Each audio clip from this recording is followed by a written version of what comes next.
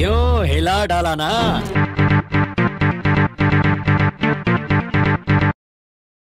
হ্যাঁ, পুরো মানসিক সন্তুলন হিলে গেছে। আজকে দেখে এলাম কুলি, থিয়েটার থেকে এসে কোনো রকমে নিজেকে আগে ভালোভাবে ফ্রেশ হয়ে বসে মাথাটা ঠিক করলাম যে ভাই কি দেখে এলাম। মানে লিটারেলি এই সিনেমাটার জন্য 1 বছর ধরে ওয়েট করেছিলাম। হোয়াট এ ক্র্যাপ, মানে সত্যি আমি তো কাউকেই রেকমেন্ড করব না।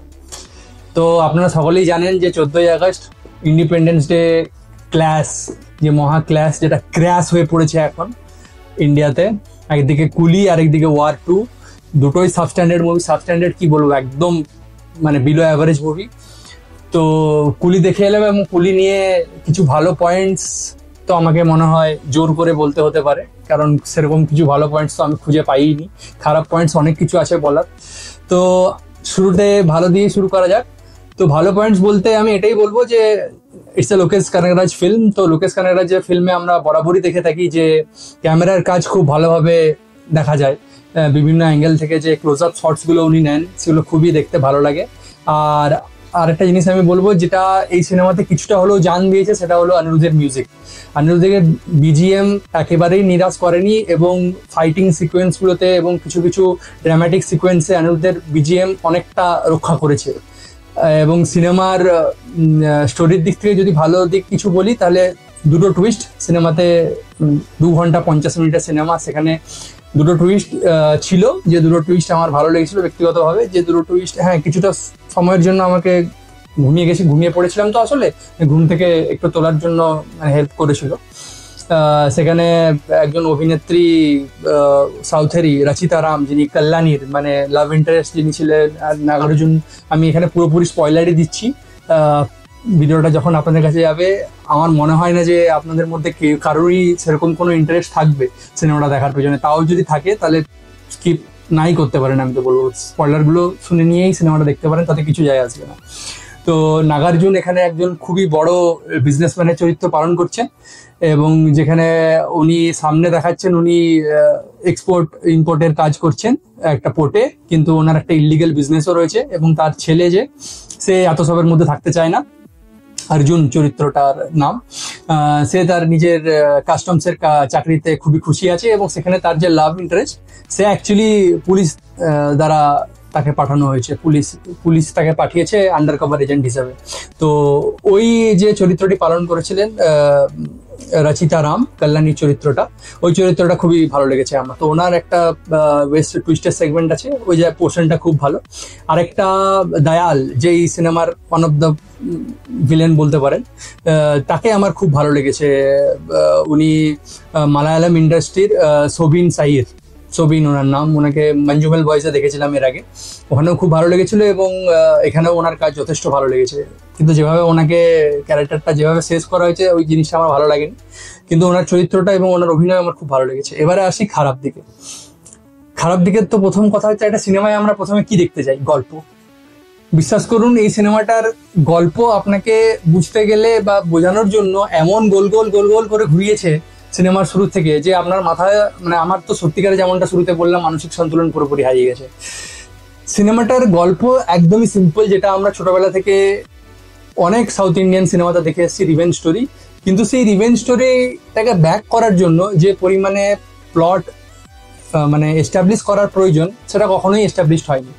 শ্রুতি হাসান এই সিনেমায় অভিনয় করেছেন। শ্রুতি হাসান এক তো মানে গোটা দেশ থেকে যেখানে যে কোনো ইন্ডাস্ট্রি থেকে যেখানে যাকে পেয়েছে তুলে এনেছে। উপেন্দ্রকে এনেছে কান্নাড়া ফিল্ম ইন্ডাস্ট্রি থেকে, সোবিনকে বললাম যেরকম মালায়ালাম থেকে এনেছে, তেলুগু থেকে নাগার্জুনা এসছে। নাগার্জুনার তো অ্যাক্টিং দেখে কোনোভাবেই মনে হলো না যে কোনো ইচ্ছে রয়েছে বলে অ্যাক্টিং করার। মানে এত প্যাথেটিক, এত বিচ্ছিরি লাগছিল, এত খারাপ অ্যাক্টিং নাগার্জুনের কাছ থেকে তো এমনিতেই অনেকদিন পরে দেখলাম কোনো একটা সিনেমায়। তাছাড়া এত মানে লেড ব্যাক অ্যাক্টিং নাগার্জুনকে আমি বহুদিন করতে দেখি।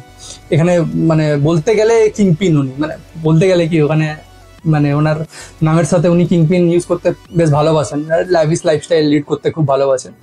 তো ওনার সাথে অ্যাকচুয়ালি দেবা রজনীকান্ত ওনার টাসেল, তো সেটার যে ব্যাক স্টোরি সেটা জানতে গেলে আপনাকে সিনেমার একদম শেষ মোমেন্টে যেতে হবে। এবং এতটাই প্যাথেটিক স্টোরি লাইন যে পাবলিক এতটাই কনফিউজ হয়ে যেতে পারে, হয়তো ডিরেক্টরও বুঝেছিলেন। সেই জন্য লাস্টে গিয়ে নাগার্জুনা দেবাকে জিজ্ঞাসা করছে, আব বাতাও কি তুমি কিভাবে জানলে।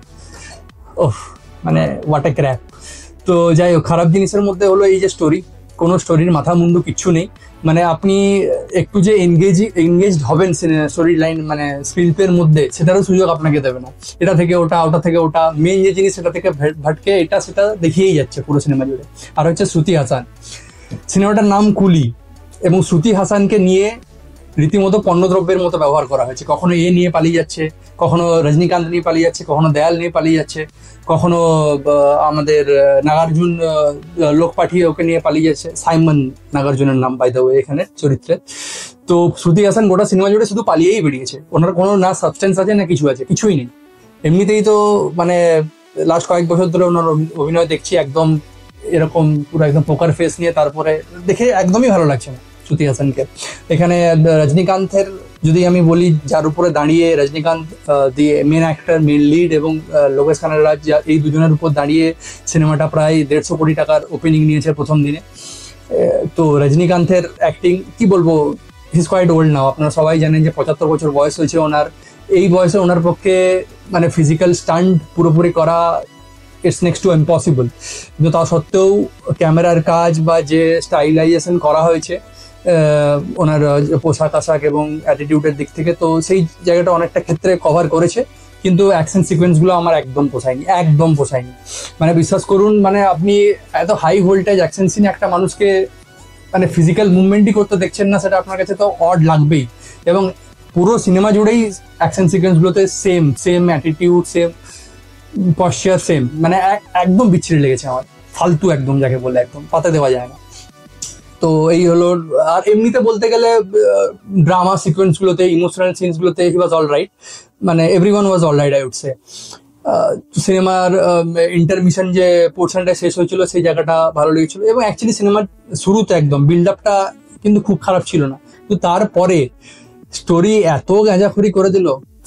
আমার অ্যাকচুয়ালি এখানে আরো দুটো পয়েন্ট আছে, যে আমরা দেখি প্রত্যেক ক্ষেত্রে যে যখনই কোনো একটা সাউথ ইন্ডিয়ান ফিল্ম আসে মার্কেটে এবং সেটার একটা অ্যানাউন্সমেন্ট হয় বা টিজার আসে, সেটা ঘিরে এত পরিমাণে হাইপ হয়, কিন্তু বিগত কয়েক বছর ধরে দেখছি ম্যাক্সিমাম প্রোডাক্টই সাবস্ট্যান্ডার্ড হচ্ছে, কিন্তু হাইপ কমছে না। মানে সেটা ডিরেক্টর বা আমি জানি না, লোকেশ কানাগরাজের ক্ষেত্রে এটা এলসিইউর পার্ট নয়, এবং থ্যাংক গড এটা নয়। যদি হতো তাহলে ওয়ার 2 যেমন ওয়ার 5 ইউনিভার্সকে শেষ করে দিল, সেরকম এটাও এলসিইউকে শেষ করে দেওয়ার জন্য যথেষ্ট ছিল। তো যাই হোক, তো সাউথ ইন্ডিয়ান সিনেমাগুলোতে যেভাবে আমরা হাইপ দেখতে পাই এই প্রথম কয়েকদিনের, এবং সেটা ঘিরে যে পরিমাণে ফ্যান থিওরিজ আমরা সোশ্যাল মিডিয়া স্পেশালি টুইটারে দেখতে পাই, সেই থেকে আমাদের এক্সপেকটেশন এমন জায়গায় যায়, তারপরে আমরা হলে গিয়ে এরকম সাবস্ট্যান্ডার্ড প্রোডাক্ট যখন দেখতে পাই, এরকম বিলো অ্যাভারেজ প্রোডাক্ট যখন দেখতে পাই, সত্যি আমার মতো ফিল্ম লাভারদের একদমই মন ভেঙে যায়। আশা করি আমার এই ইমোশনের সাথে অনেকেই কানেক্ট করবেন। মানে এমন এমন ফ্যান থিওরিজ আমরা দেখেছিলাম না, ওই স্ক্রিপ্টগুলো যদি সিনেমাতে কাজে লাগানো হতো তাহলে এই সিনেমাটা সুপার ডুপার হিট হতো। হ্যাঁ, আপনাদের মধ্যে অনেকেই হয়তো বলতে পারেন যে নাম্বারসের দিক থেকে এত সুন্দর স্টার্ট করেছে, পরপর 2 দিন 100+ ওপেনিং ওয়ার্ল্ড ওয়াইড, তো কেন হিট নয়? মানুষ এন্টারটেনমেন্টের জন্য যায় এরকম গল্প দেখতে, যেখানে গল্পই নেই অ্যাকচুয়ালি। আমি তো বস একদমই পছন্দ করি না এরকম। এবং এইভাবে যদি চলতে থাকে, লোকেশ কানাগরাজদের মতো ডিরেক্টররা যদি এইভাবে লেট ব্যাক হয়ে যায়, ওরা যদি এইভাবে হালকাভাবে নিতে থাকে, পাবলিককে ফর গ্রান্টেড নিতে থাকে, তাহলে আমার মনে হয় না এটা ওরা ঠিক করবে।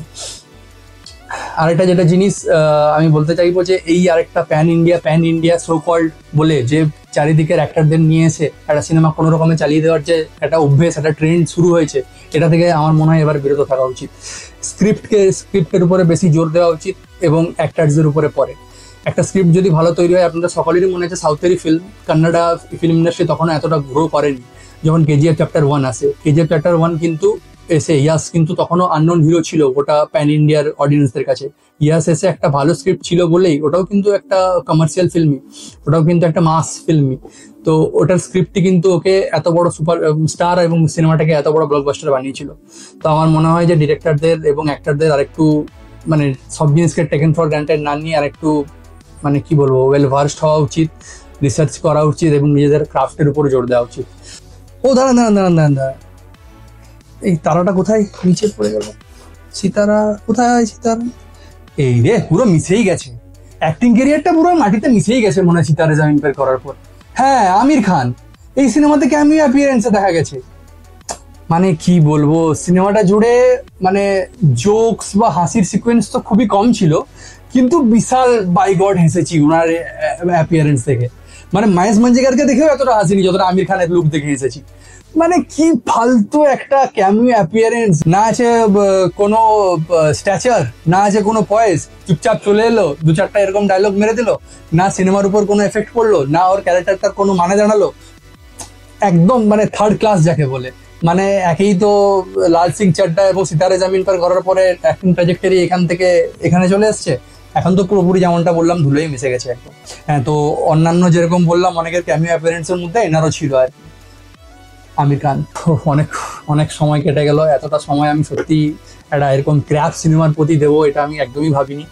রজনীকান্তকে দেখে খারাপ লাগছিল, রজনীকান্তের জন্য খারাপ লাগছিল। এর আগের ওনার সিনেমা পেট্টে মারেন মনে হয়েছিল, ওটাও তো পুরো ফ্লপ হয়েছিল, এবং এটা আমি জানি না কতটা কি বিজনেস করতে পারবে, তবে একদমই ভালো লাগেনি আমার, একদমই ভালো লাগেনি। তো এই ছিল কুলির আমার মুভির রিয়াকশন।